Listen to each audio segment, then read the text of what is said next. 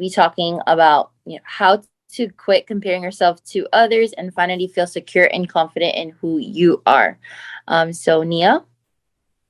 Thank you so much for having me, Annalise, Maddie, Donna. And I'm so excited to be sharing this because this is a real obstacle for human beings in general, women and men. And I want to just say, as you know, many of you have been in some of the master classes that I've taught. I am a specialist in women, but I also have worked with men in the past. And the organization that I'm a part of, the Women's School, has a division that is amazing called the Men's School. We had so much success in 2 years, went from 0 to 30 countries.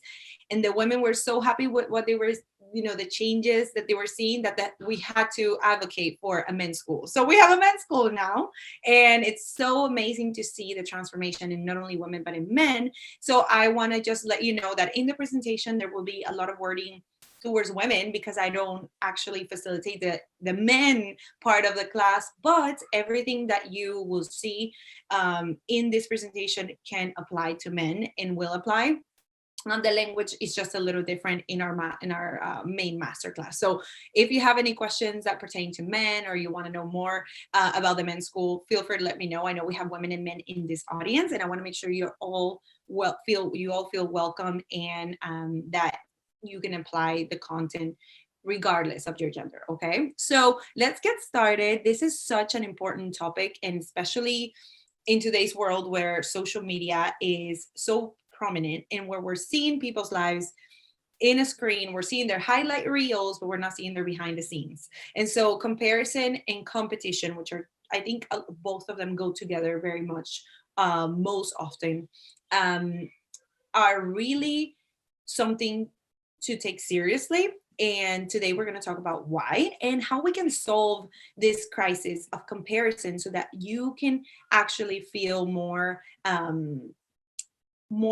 authentic, you can live and have more confidence. And I'm going to show you a workbook that has really helped our students to really finally be able to get rid of this really difficult habit. So let's cue up the presentation. And can you see my screen? I don't think you can. Let's see. There we are. Okay, there we go. So please let me know. I think the screen share is already working. So how to quit comparing yourself. Working? Okay, perfect. How to quit comparing yourself and feel secure and confident in who you are. As you know, I'm Estefania Viso. I'm part of the men's school and the women's school. I'm a leading instructor for the Spanish division of the women's school. Like I said, we are an organization that focuses on giving men and women the tools to rewire their mindset and live lives of generosity. And we do that through skill training, strategy, and mindset work. And so our mission is to rebuild the culture one woman's worth at a time and one man's worth at a time.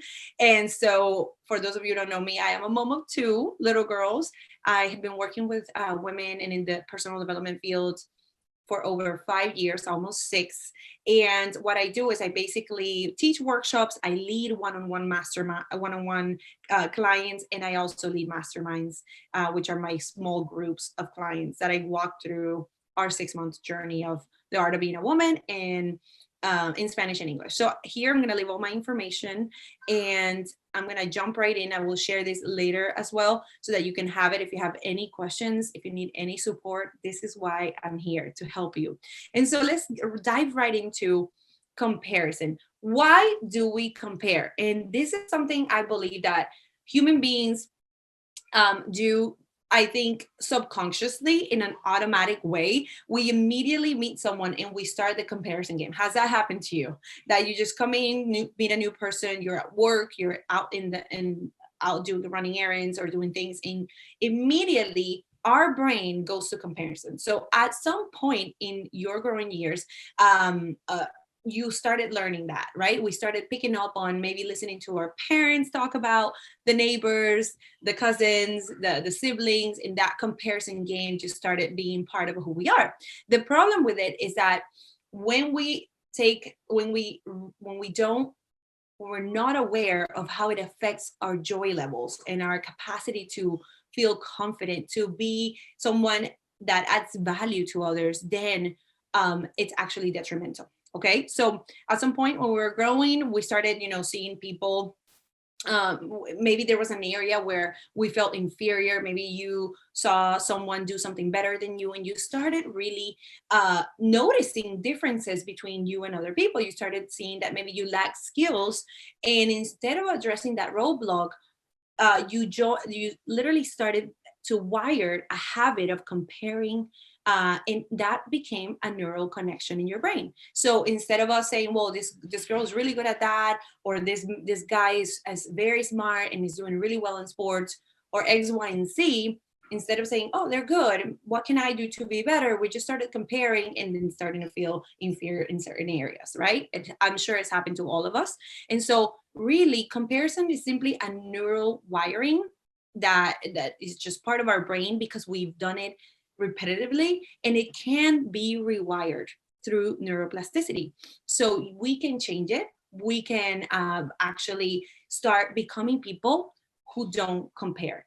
Does this sound crazy to you that we stop comparing to a degree where it's detrimental? Of course, we're always going to see people's successes and failures. We're always going to kind of like compare, but there's a healthy boundary that we can set within ourselves so that we don't suffer. So it is possible to rewire this and to come come to a point in our lives where we can celebrate and learn from others instead of being affected by comparison. Okay, does that sound like something you would really like to take a hold of in your life? Share with me in the chat. Women and men compare because we're all doing the best we can with the limited training that we're receiving. So you, as women and men, we have had to face a new world, a world where maybe our parents and grandparents weren't really a world that they didn't have to face. And so today we are just living in a different world. We don't have the tools to actually manage that pressure of comparison. We see it everywhere in the media. And so it's simply about having the tools to not allow comparison and competition to be something that a roadblock, and really starting to rewire. So therefore, we start to get insecure, right, about how everyone else is doing when we're looking at social media, when we're at work.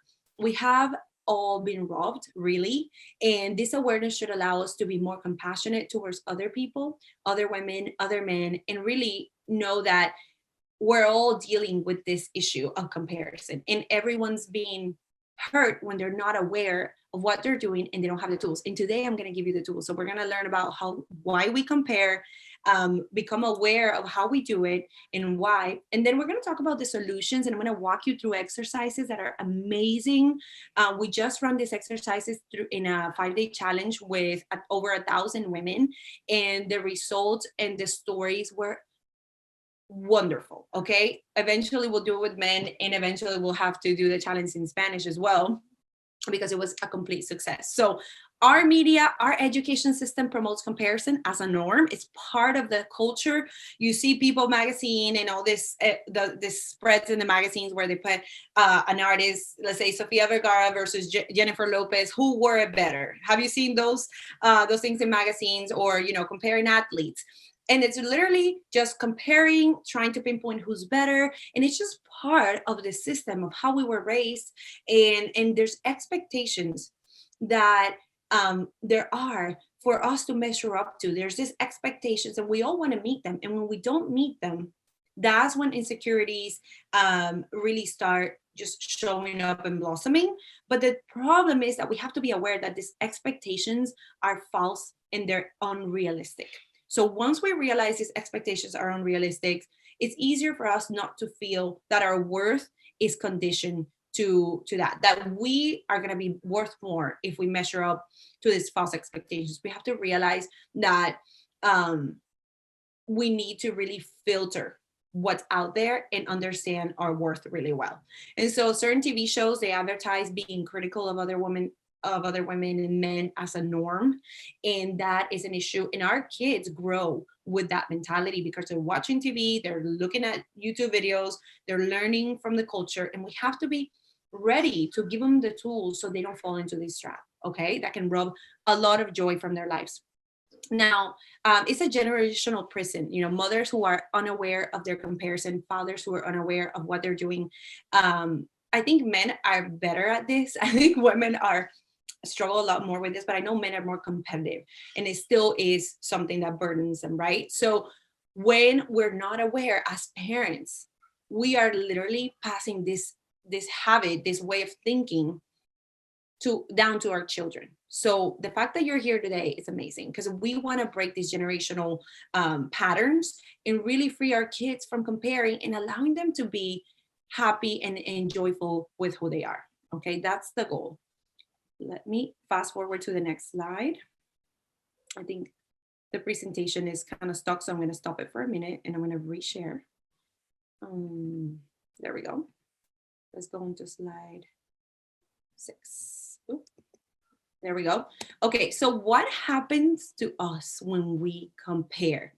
First thing that happens is we feel lonely, okay? Because when I'm comparing to Mari, to Annalise, to Donna, what's gonna happen is I'm gonna isolate from them. I'm gonna feel that I am lacking something, and that's going to create this sense of isolation, this sense of loneliness that's going to disconnect me from the world. Okay, so very important to be aware of this. What else happens? Wasted wisdom. It's hard to seek the good in women and men, right? Our culture literally and our brains have this wiring. I think the majority of us do this, and I think we can change it intentionally. I have seen that I've been able to change this, and I'm sure some of you have as well. And now that you are going to be listening to this, it's going to help you more. But I think we're wired to seek what's wrong with people first. Like the first gut reaction when we look at ourselves in the mirror is to see what is wrong with me today so I can fix it, so that when I go when I go out in front of people, I can belong. Okay, so do you agree with this? Give me a 1 in the chat if you agree that we're always seeking what's wrong with the situation, what's wrong with me, what can I complain about? And it takes an intentional effort to seek the good. So when we are meeting new people and we are actually criticizing, comparing, competing, we cannot learn from them. We miss out on layers of wisdom that we cannot learn from by information alone, because we need the applied knowledge. And so when I'm looking at a woman at a party, or a guy or a man is looking at someone at a business meeting, regardless of where it is, and we are judging, we're comparing, we're saying, oh, this one, she's so smart, she has 3 PhDs and I only have 1 master's degree, and look at her, how much she's making, look at me, I can barely make this much, or whatever it is I'm comparing about. What happens is I waste an opportunity to connect with a woman that perhaps I admire because she's doing, maybe making more money than I'm making, or a man who's, very good at networking, and we miss an opportunity to learn from their wisdom, because if they're doing well, they must be doing something right. So wasted wisdom is a consequence of comparison. And we're going to get into this later in our exercise. And I'm going to have you learn how to really draw the wisdom from your wounds and from other women and other men that you come across with that trigger you, which is super important. Mental energy is wasted. Women and men who are constantly calculating, comparing, and what does her house look like? What does his business look like? What does his family life look like? Let me check her body. Let me see her in a bathing suit. Like all these things that we do, these crazy things. And I'm going to be honest, 100% honest with you today. And I'm going to get to the core of this, because I'm very passionate about helping you be more confident in getting rid of comparison and competition. So this is work that is going to go deep, because really in the women's school and the men's school, we don't do any band-aid work coaching. We believe in deep coaching. We don't believe in band-aid coaching. So that's why I'm going deep into this and bringing out of the darkness all the things that are holding us back as human beings. Okay. And doing this is not only going to benefit you at a internal level and in a mental, emotional level, but it's also going to benefit you in many, many ways in your entire arena. So in your relationships, friendships, intimacy, in your wealth. So stay with me as we go through this. So self-worth sabotage. Okay. So when we create a metric for other people's worth, we're also subject to the same metric. Same subconscious mind, right? We're in the subconscious mind. I'm measuring success as X, Y, and Z, and I'm going to go judge people based on that. That means I'm putting myself to that same level of pressure to meet those expectations. And so I'm conditioning my worth, saying, "Oh, I'm only going to be worthy if I have this type of body. I'm only going to be worthy if I make this amount of money. And if I don't, then I feel that my value is not the same. My worth is lacking." And so when we do that to ourselves, at some point we get tired and we can no longer really do it to ourselves. So it's easier, it's a relief to go judge and really measure other people's worth based on their achievements. Does this make sense? Let me know if you have any questions about this. So self-worth is huge, it's very important. And what happens is that as you grew up, your self-worth was revealed. And so as we grow, as you grew, people were, revealing to you how much you were worth. And as you aged, there were different ways in which you earn your worth. But the problem is society teaches us that we have to earn our worth. And in reality, that's a huge lie, because you cannot earn your worth, because your worth is objective. It doesn't change based on how much money you make, how great you were as a kid in school, how great of an athlete you were, how great of a singer, artist, whatever, how much your parents praise you for those things. But the world operates on conditioning your self-worth and saying that you will be worthy if you do X, Y, and Z, if you perform, if you please others. And we learn to please others, we learn to be this persona just to earn our worth. And what a shame is that. And that's one of the biggest things we do with the women's school. Is really, our mission is to rebuild the culture by rewiring your self-worth. And that's something that really liberates us. So wholeness is stifled when we are comparing, part of our arena that we're struggling with. So an arena is basically the entire outlook of, like, the bird's eye view of your life. The men's and the women's arena looks a little bit like this. It's basically a big wheel where we focus on all the key areas of your life: health, wealth, contribution. And so part of our arena that we're struggling with cannot be filled because we can't seek the wisdom we need to grow. So let's say I'm criticizing another woman or another friend based on their wealth. And I'm like, they have so much money, they're doing so well, and why am I struggling with this? If I am comparing and I don't open up and really look and seek the good in that person, what happens? I'm going to miss out on maybe wisdom that they have that I could use to improve in that arena of wealth. Do you get what I'm saying, right? So does this make sense? Let me know in the chat if it makes sense. And it really is a robbery when we don't really learn. So it affects our wholeness. It affects our ability to live a life of wholeness where everything is balanced. Because when we block other people, when we compare, we isolate and we lose chances to gain wisdom. And then being beautiful, a woman who competes and compares diminishes her light. So being beautiful is really, when it comes to a man or a woman, is being someone who brings light and contributes to other people's lives. So when we're comparing, we're diminishing our light, and really we're repelling because our thoughts are experienced by others. Have you ever had a moment or a situation where you met somebody, you saw somebody that you know, and you felt something odd? Like there was this weird energy between both of you. So usually when we think negatively of other people, or other people think negatively of us, we can feel that. It's something that's not tangible, and I'm sure you all have felt it. But really, when we're comparing and we're just living in this world competition, insecurities, people can feel that. And they can feel it in a job interview, they can feel it at work, they can feel it in our we can feel it in our with our partners, and it affects us. So we have to be very vigilant of how we think about other people, because there's that energetic feeling that we don't really touch, we cannot touch, we cannot see, but it really affects the way we show up and the opportunities that we're able to have. So what's the solution? We can neurologically rewire an instinctive reaction of celebrating, collaborating, and contributing to women and men rather than comparing ourselves to them.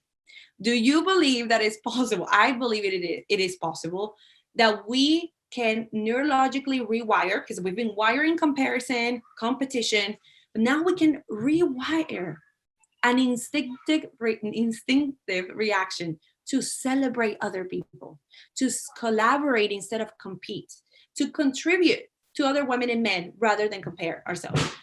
And the key word here is instinctive reaction, because our instinctive reaction and wiring nowadays is comparing. Oh, how is she doing this? What is she doing? Let me look at her Instagram account. Let me look at his Instagram account. Let me look at his work. Let me look at his LinkedIn account. Because that's the step number one. Let me see how I measure up against that person. Who has more degrees? Who has more contacts on LinkedIn? Who has more, all the things. So in 60 days, you can rewire permanently a new habit or a new skill. That's the average. So my goal is to help you really get very serious about rewiring your reactions, your instinctive reactions when it comes to celebrating, collaborating, contributing, um, instead of comparing, competing, and just judging others. Okay, so that's the challenge. And the beauty of it is that neuroplasticity helps us. We can wire any skill, we can wire any new habit that we want to wire, that is going to get us closer to the person that we want to be. So really, I'm going to jump into our workbook for today. And so that's kind of like an overview. And then I'm going to give you the how. So this is the solution, but how can we rewire? Like, how do we take this workshop that you're, listening to today and apply it into daily, real life, daily scenarios so that your mind can start changing? So obviously there's a lot of work to do. I can only give you so much in this workshop, but I promise that if you want to go through these exercises with me personally, I always gift those of you who come live to the workshops a 1 hour session with me so that you can go through the work and really come out with a strategy of how do I really start changing this. Okay, so let's stop the share here.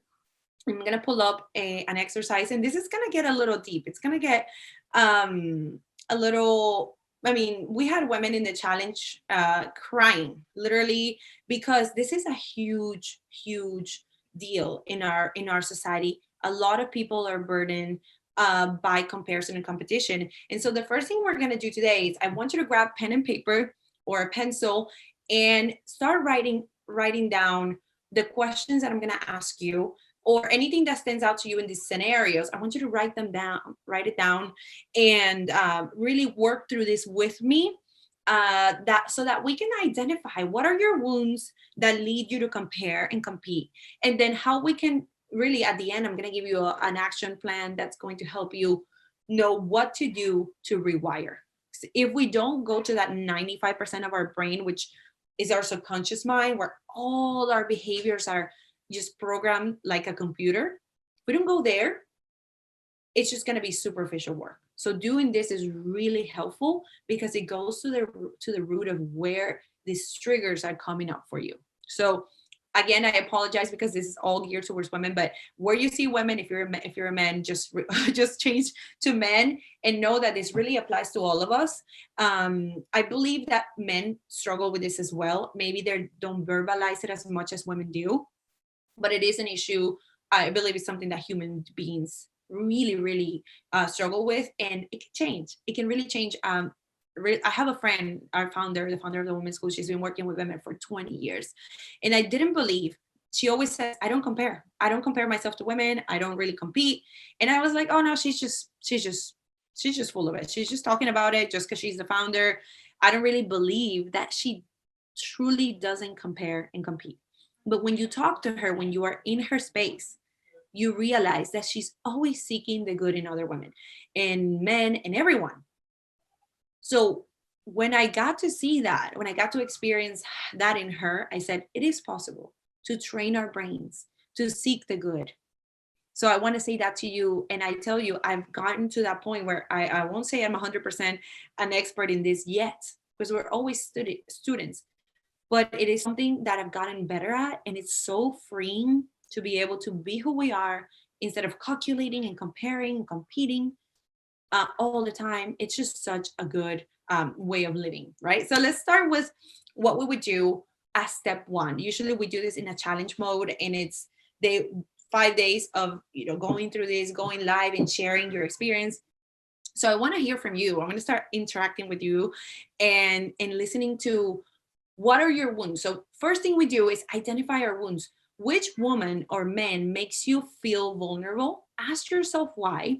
And then we're going to discover your pain points and begin the journey for deeper freedom. Are you ready for this? Okay, so feel free to have your pen and paper, share in the chat, unmute yourself if you want to share something, and we'll try to do as much as we can in the time that we have.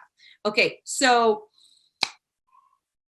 I'm going to read some of these statements, and you're going to write, and you're going to see if you identify with that statement, or you feel threatened by people that look similar to the statement. Just write it down and write down why. So women who look better or men who look better than you, do they trigger you? Do you feel that they make you feel vulnerable? Yes and no, and why?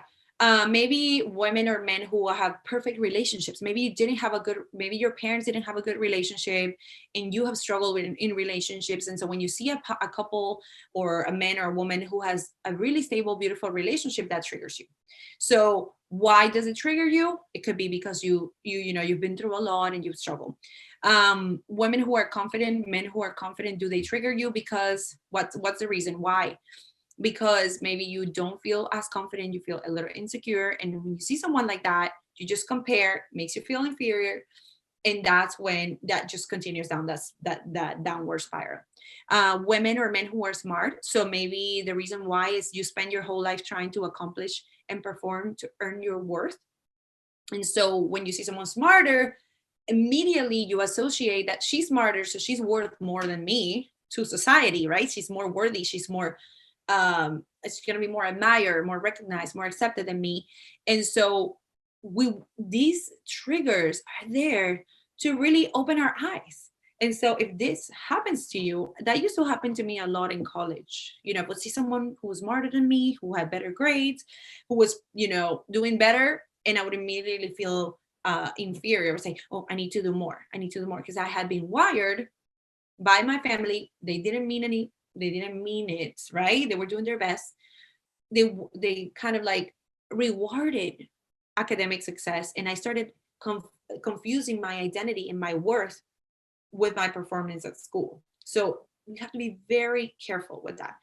Women or men who have money, why do they trigger you? Is it because maybe your parents struggled with having plenty of money, or you struggled, and so that's why they trigger you? Women or men who are successful, who have nice homes, maybe your home is not organized, it's not as nice, and then you go to their houses, and then it triggers you, and you start maybe criticizing them behind their backs because you feel that insecurity. Women who are popular, maybe you wish people liked you more, and because they're liked and they're loved, then that triggers you. So these are just examples. I want to see and hear from those of you who are finding maybe some of these to be triggers for you. Please, please, please share. And this is all for the sake of finding freedom. I see that Donna said, unfortunately, we're critical of ourselves. We have this tendency to do that. And so this is just creating more freedom. And so the next thing we're going to do, and I usually walk people through this in a one-on-one call. So if you want to go through this in a more particular, individualized way, I would be glad to go through it with you, because I believe this is something that's going to really have a great effect in the way you show up in every area of your life. And so one of the questions that we asked in the challenge that we did was, I am most vulnerable when? And women started sharing, right? Like, I cannot wait to do this when with men, because I'm interested in seeing what they're going to say. But a lot of women started saying, I feel most vulnerable when I don't have my makeup done, and I have to go out, I have to have makeup on to go out.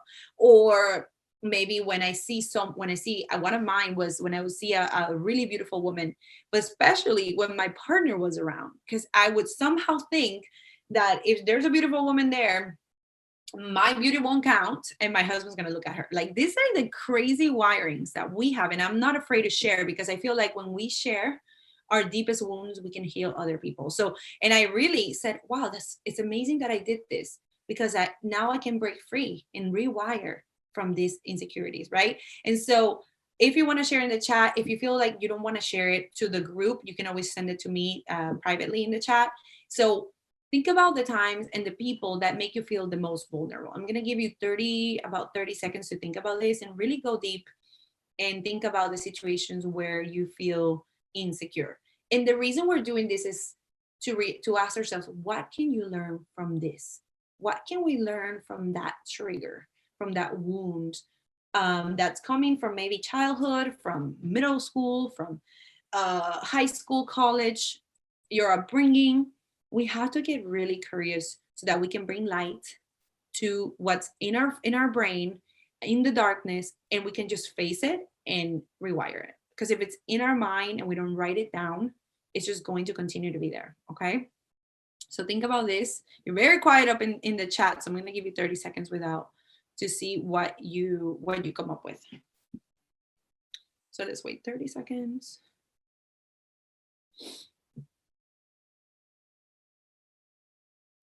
I'll give you some time. I am most vulnerable when.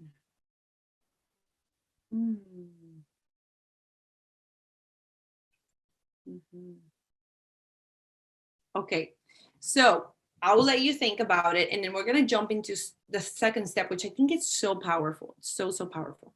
Okay, so Donna said around thin women. That is something that is such a huge trigger. Okay, so we are going to start now. So we have I am brave. I love that. You are so brave. You're so brave. Yes, you are. It's not easy to talk about this, and if you feel like you want to do this on your own, when you're by yourself, that's why I tell you, I tell everyone, this is deep stuff. We don't go into band-aid coaching. We don't do any band-aid work. We go deep. We're not afraid to go deep. And we love you, Donna. We love you. You're so brave. And so that was one of my triggers as well when I was little, as I grew up, and I was like, wasn't thin when I grew up. And it really, I feel like it robs us of so much, robs us so much. So let's jump to step number 2 and see how we're going to deal with this. Thank you, Donna, for sharing, for being so brave. If you don't feel like sharing with everyone, you can always message me and I won't say your name. So second step will be to seek the good. So our wounds can be our compass to deeper healing. We have to learn to shift you have to learn to shift your perspective from comparing to celebrating other women. So in this case, around thin women, we feel vulnerable. What are we going to do now? What wisdom can we draw from them? Instead of comparing, I'm going to celebrate women who are smarter than me, who are more beautiful, who I believe are more beautiful than me, which I think that's very relative, and then who are thinner than me. So that's going to be the next, go-to. So we're going to write down what wisdom can we learn from those women and men who are thinner than us, have perfect relationships, are more confident. What can we learn? And so really, instead of saying, I'm going to give you some examples. It is because I believe they are looking at me. Yes. Okay. That's important to note. Now, what I want everyone to really train yourselves to do every time you get triggered is to seek the wisdom. And so, for example, if I see a woman who's very smart and I'm like immediately triggered by that, I say, what's Susie studying? I'm going to train my brain to see, how can I learn from this woman? If I see someone who has more money, what is she doing? Does she have a side hustle? Does he have a side hustle? Does his business do better because he works harder or he has more connections? What can I learn? Instead of just focusing on my lack and their abundance of something, what can I need to get curious. We need to get really curious and figure out, okay, what they're more successful than me. What are they doing? That woman or guy who seems to have it all, they're perfect. But then again, we don't know what they're doing to seem like they have it all together. We don't even know if they do have it all together. But if they really do, maybe they get up at 4 a.m. Are we getting up at 4 a.m? Are we putting the extra mile? So it's really drawing wisdom. So really in this case, it would be, okay, she's thin. What is she doing? What can I learn from this woman about nutrition? What can I learn about her, about metabolism? What wounds has she healed that maybe she wasn't thin and now she is? What did she heal that helped her really get back in a healthy way? Like all of these questions are really where the freedom is, instead of just staying there, right? I get triggered. What do I do? What do you do? Right? So we want to draw wisdom from those people, especially a lot of women who are bitter, or men even, people who are angry because they have wounds that they maybe haven't healed, get triggered by people who are kind, right? And we don't know if the people who are kind are being kind because they've been through a lot too. So it's just that disposition to be willing to learn from those people we criticize, because I've realized that the things that we, and there's a, I think a poem or a quote related to this that says, what you admire in other people is something that you know that are capable of having, because otherwise you wouldn't notice it. It's something you're looking for that you would love to have, but maybe you haven't had the training, the tools, the support to get there, or that you've made the decision to be there. So that's why it just really hits us and it triggers us. So wisdom from drawing wisdom from the wound, and really listening to those little red flags that are coming up every time we see someone who makes us feel vulnerable. Okay. For example, the makeup thing, like if you men, for example, you feel like you want to be more fit, more, you want to be stronger, leaner. Women, I cannot go without makeup because I cannot, people cannot see me. Let's dig into that wound. Let's just figure it out. Let's not just ignore it and continue to suffer. Let's figure out why that's there. So the second step will be, the next time I see a woman or a man and might be prone to a jealous thought, instead I will replace that thought with the script. So what are you going to say? A script is basically a phrase that we teach scripts left and right in the women's school. A script is something you're going to be prepared to say to yourself in a moment of difficulty, negative thinking. So what would you say next time you see a man or a woman who you may be prone to be jealous of? What is it that you're going to say? Please put it in the chat if you want to share. So I would say, Dawn, if you want to come up with a script, share with us as well. So one thing that I would say to myself, it happened maybe like a month ago or less, when we were out dancing with friends and my husband was dancing with me, and then this beautiful girl just came by. Like, I don't want him to see her. Like, I was just, starting to get these triggers, right? Really, really, really childish things, that maybe wounds that I never healed when I was a kid. And so one of the scripts that really helped me was, her beauty doesn't affect mine. Her beauty has nothing to do with mine. Because one of the things that happens is, like, we think when someone's better, smarter, richer and than us, we have this scarcity mentality that leads us to think that if they have more, then we must have less. If they do well, we must be doing bad, right? It's just like this scarcity mentality that leads us to think that there's not enough for all of us and there's no room for everyone. But there is. So if she's beautiful, great. Thank God that she's beautiful. I'm beautiful. Her beauty has nothing to rob mine, right? It doesn't rob me of who I am, because my worth is objective. It's not conditional to my beauty. My beauty is not the only thing I bring to the table. It's who I am that matters. So this is something that I tell myself. That's a script. My beauty, her beauty can coexist. We're all made beautiful, right? We're all worthy.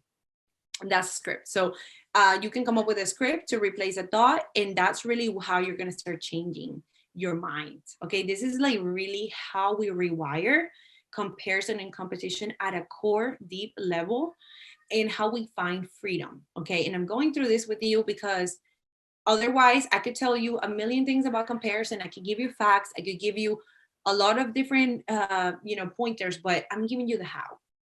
And if you want to go deeper into it, I'm glad to help. But this is how we break free.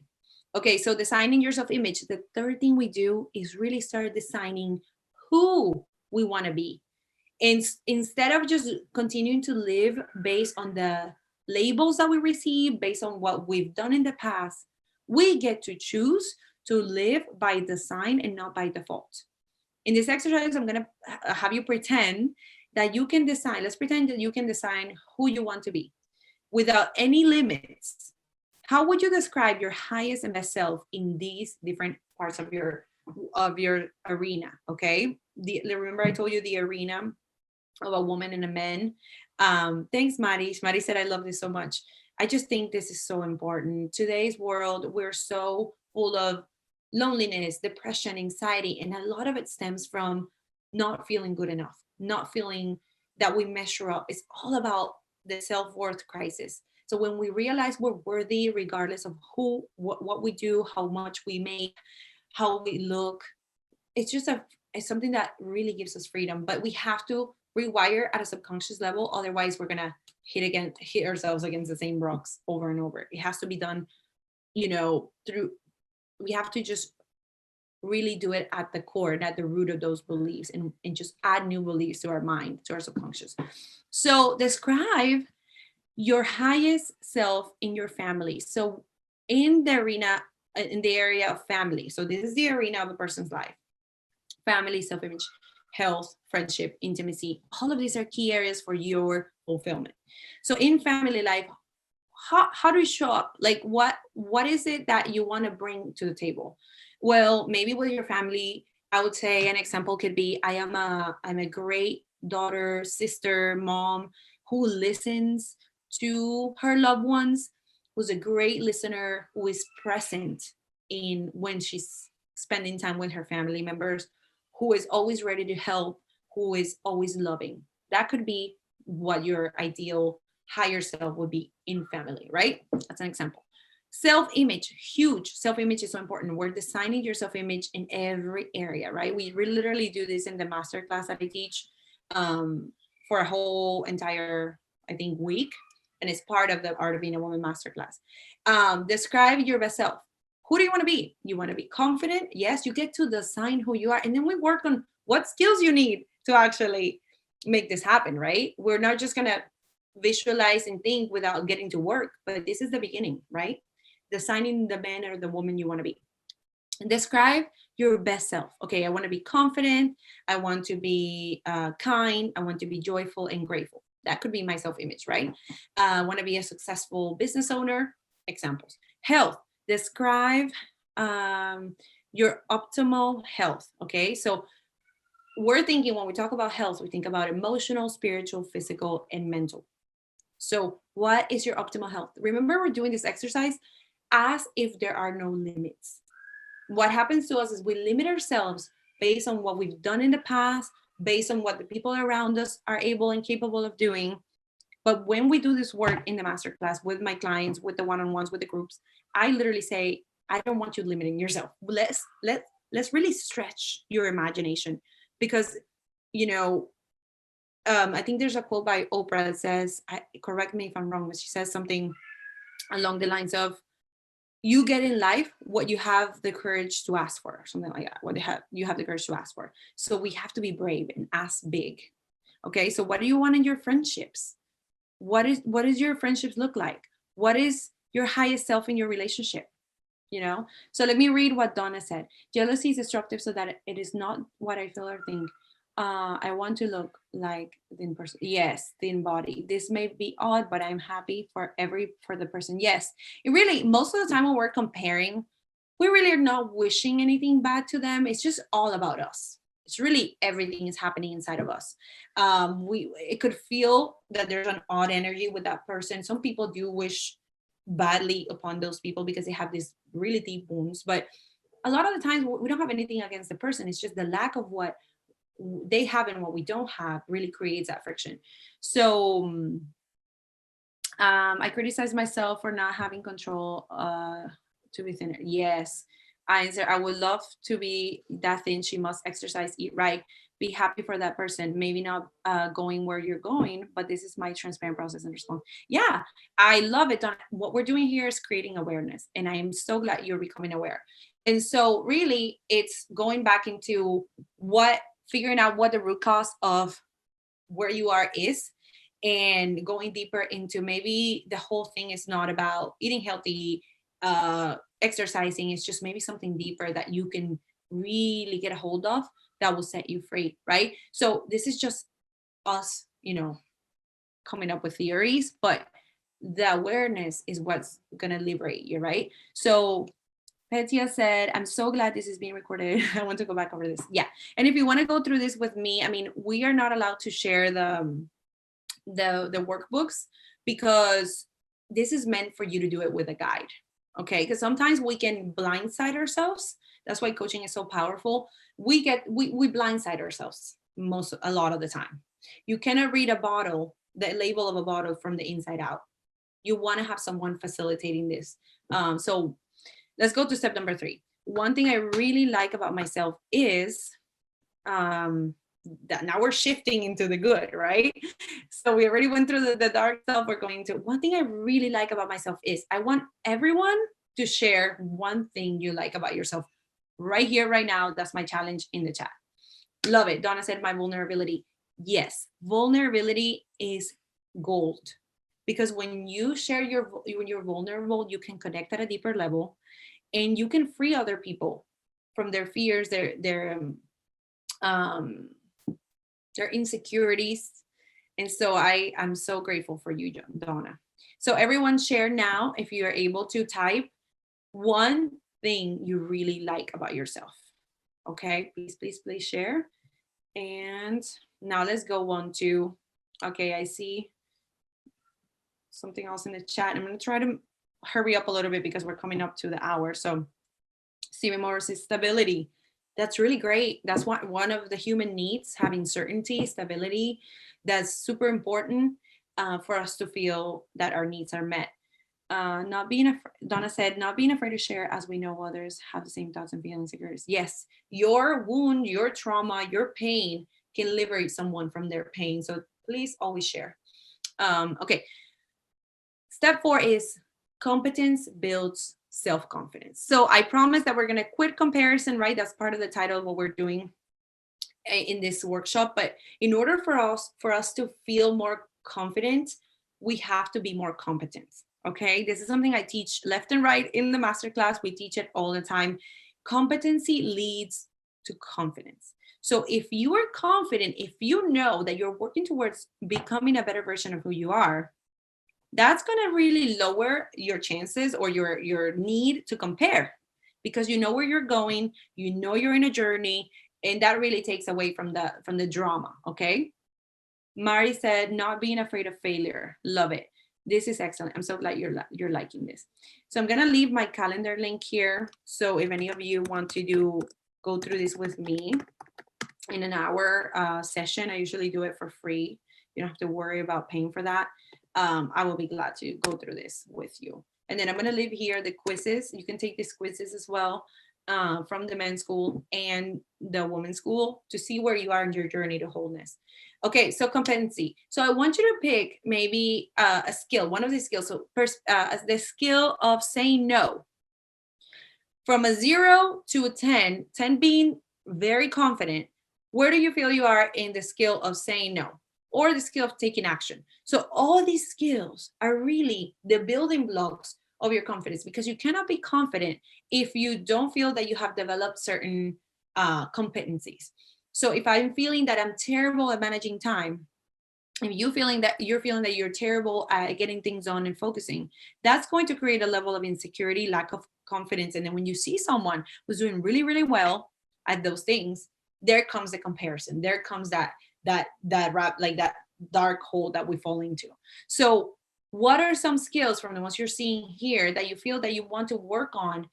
Because competency again leads to confidence. So you can raise your confidence by upgrading your skills. Imagine that you having that skills are kind of like a toolbox, like little tools that you have in a toolbox that you can take out and use to build a beautiful life. One of the skills that really gave me confidence in life was time management. I used to feel like a mess 3 years ago, and you will hear this in the time management masterclass and workshop that I teach here. I felt like a mess. I was letting everybody down because I couldn't really manage my time the right way. And when I started working on that skill, everything changed for me. It was huge. So what is that skill for you right now? And I always say, work on one skill at a time. Okay. It takes 60 days to hardwire a new habit, a new skill on average. So in 60 days, in 2 months, if you really dedicate to saying, well, I'm going to work on mastering my morning routine.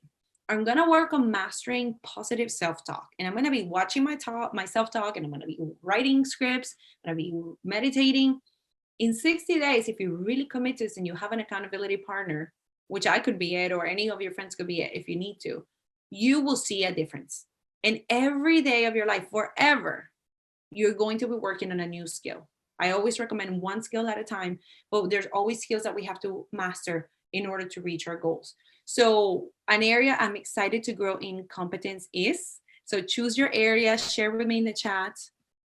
I think one of the areas that I really want to work on is wealth. So really mastering wealth and being able to grow my wealth, cultivate it. Petia said, "It is weird saying no. It's harder for me with people that are close, but it's easier with others. I rarely want to say no to my family and close friends." Yes, and usually saying I would lead you to check how much policing how much people pleasing did you have to do as a kid to earn your worth? Because a lot of the saying not saying no, we do a lot of it because we want to please people, and that's how we feel that we're worthy to them, that we're admired, accepted, and loved by them, or recognized. So I struggle with that a lot, with the people pleasing, and it's something I had to work on. So check if people pleasing is the thing, the root cause of that inability to say no to the people you love. So you want to belong, you don't want to be loved, you want to. So an area I'm excited to grow in competence is choose your area, and I'm going to share here and share with us. So is it time management? Is it gratitude? And so this is a lot. So I'm not going to go into this right now, um, because we have a lot. We don't have much time left. So a dream in my heart I'm so excited to make progress on is, I want you to think about, what is a dream you want to make progress on, and how is comparison and competition holding you back from it? Um, it was my root cause, said Maddie. Um, what do you mean? People pleasing, Maddie? Is that what you meant? So really, the end of this, ladies, is finishing this up, coming up with a dream that you really, really are excited to achieve, and then seeing like, how is this holding me back from having the peace of mind? You know, how's comparison and competition holding you back from experiencing peace of mind? How would your life be different if you looked at other women or men as a source of wisdom, hope, and encouragement? How would you feel? I want to just ask you those questions. What are you currently doing to take action towards becoming a confident woman, becoming confident in your value as a woman or a man? Who do you want to become in 6 months from now? That's going to be part of your dream. What dreams do you want to achieve? Okay, this is super important. When we have clear dreams, we know what skills we need to get there, we know what to do. And if we have accountability and support, it's way easier to get to a dream. Instead of taking 10 years, we can take 5 when we have accountability, a guide, and support. And then there's something else I wanted to go through. So if you want to do the call with me, I would love to do private strategy with you. I really enjoy getting to know all of you. And so I will give you, we'll go through the 145 DGA, which is our one-page tool that we use to give you an action plan of what you can do every single day to work on your self-image, then really create a strategy of things you will do every day to actually start changing. And then we're going to clarify which skill you need to learn, which skills you need to learn. And then we're going to come up with a script together of what to say to yourself when you're facing problems. So for example, let's go through it one time. A woman who seeks the good in others. So let's say that's the self-image of the woman that you want to become. So you want to be a woman who seeks the good in others. So the strategy is going to be, I want to challenge you to be hyper aware of comparison triggers. So the homework I would give you in a strategy session is, I want you to write down anytime you have a trigger from somebody and you compare. Write it down on your phone, write it down on a piece of paper. And the skill that we're going to work on is becoming a woman who seeks the good in others. So we're going to really pound on that skill for 60 days. All right, we're going to practice that. Visualize you being someone who seeks the good in every person that she meets for 60 days. And I'll tell you, in 60 days, you'll be a new woman. You'll be a completely new person, and you've mastered a lot of this new skill if you do the work. It could take a little less, it could take a little more. Script, then we'll give you a script, and your script in what you're going to say every time you see someone who is better than you, who you think is better than you're going to say, I celebrate and collaborate with and contribute. I celebrate, collaborate with, and contribute to women. So we can do this with anything you want to become. So the thin scenario that we have from Donna, a woman who is humble and learn from other women. Be quick to seek the good from other women. That would be your strategy, right? So I'm gonna train you, and you're gonna train in. Anytime you see somebody, a new woman in your mind, I'm gonna show you that you can compliment that woman in your mind. That's one of the most fun things I've realized to beat comparison. When you see someone that triggers you, you compliment them in your mind. And then if you want to do it in person, right in front of them, you can do that. And then you're going to learn to harvest wisdom from other women. When you meet Maddie, all the women here, all the men here, you're going to harvest wisdom from them. And then you're going to ask yourself, every time you face someone, a man or a woman that triggers you, ask yourself, what can I learn from him? What can I learn from her? That's the plan. So we can do this with unlimited scenarios. This is a tool that we use that's really, really helpful. And I would love to go through it with you in a one-on-one session. So other than this, I think we're done with this. Is a lot of work. Like, this is deep work. So if you ladies or gentlemen have any questions, this is your time to ask. It's already 1:02. I don't know if we have a few more minutes, Maddie. Yeah, you're fine. Unless if anybody wants to jump off, they can. Okay. So how did you like it? Did it like give you some insights? This was an amazing class. Yes, It was it's excellent. great. Mm-hmm. We're definitely going to talk after. Yes. I need to go through this myself. Yeah. We all have to, right? We all need it. We're all a work in progress. Absolutely. Yeah. Thank you, Stephen. And yes, I left my link there. If anybody wants to do it, I would love to get to know you. Mm-hmm. I love you guys. So thank you, Maddie, for having me. No, thank you. We definitely have to bring you back. This class was amazing. Yes. Have to redo this class. It is in the vault, so I will be promoting it and sending it to all our members so they can watch it and on their own time. But definitely have to redo this one of my favorites. Mm-hmm. Yes, and if you have any suggestions on the material and how to like present it, let me know. I really like to get into the work right away, because that's how we change. You know, the information is great, but when you have information and the integration of it, that's really what creates a transformation. Not only just consuming more content, it's really applying it, what makes us better. I agree. And also having accountability, having someone that can make you accountable. I think that is key to everything that you talked about, because you can't do it by yourself. You cannot. I invest so much money in coaching. It's crazy. I'm a coach, but life strategist, like I've seen the fruits of that.